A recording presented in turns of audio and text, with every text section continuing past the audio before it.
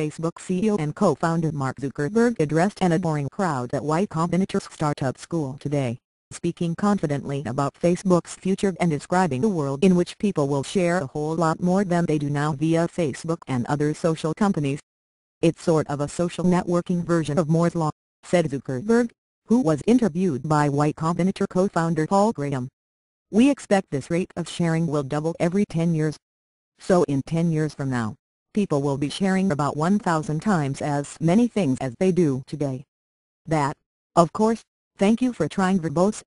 This recording will go away once the product has been purchased," is what Zuckerberg and the newly public Facebook are banking on, that the company's 1 billion plus users will keep using Facebook for not just keeping in touch with friends but for interacting with brands as well. But today's interview wasn't about Facebook the business. This was a crowd of huge fans, some 1,700 entrepreneurs and aspiring entrepreneurs who came from across the country, largely to get inspired by Zuckerberg, who was the featured speaker. So Graham, who runs the most influential startup incubator anywhere, didn't ask about the stock price or about the impact of Facebook's messy "thank you for trying verbose. This recording will go away once the product has been purchased" IPO has had on startup funding in general. He didn't ask about the AD business. He didn't even once mention the word mobile, which is Facebook's key challenge now that 600 million Facebook users are accessing the service on their smartphones. Instead, they talked about Zuckerberg's days at Harvard, where he majored in psychology and began building Facebook in his dorm room before dropping out in 2004 and moving to Palo Alto, California, to go at it full-time. Zuckerberg stressed over and over that he didn't start Facebook because he wanted to build a company, something he "thank you for trying verbose. This recording will go away once the product has been purchased" talks about in his letter to shareholders, but because he really wanted this. "I felt this need acutely," he said, of wanting to build a service to connect people.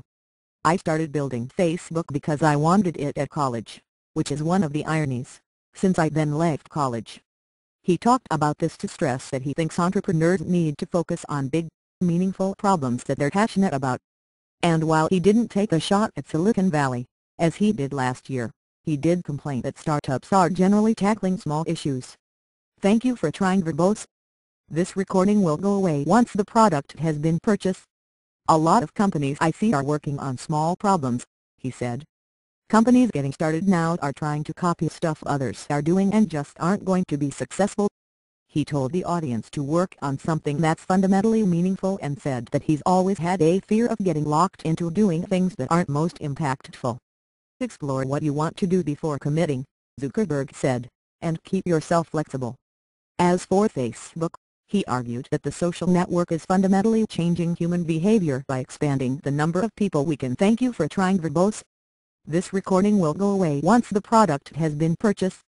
Keep in our social circles, offline and on." When people sign up for Facebook, he said, they initially connect with about 150 friends, because that's generally the number of people that one can keep up with. But over time, he said, people on Facebook had more and more friends. "One definition of technology is that it extends human capability," Zuckerberg said. "A social network extends people's real social capacity,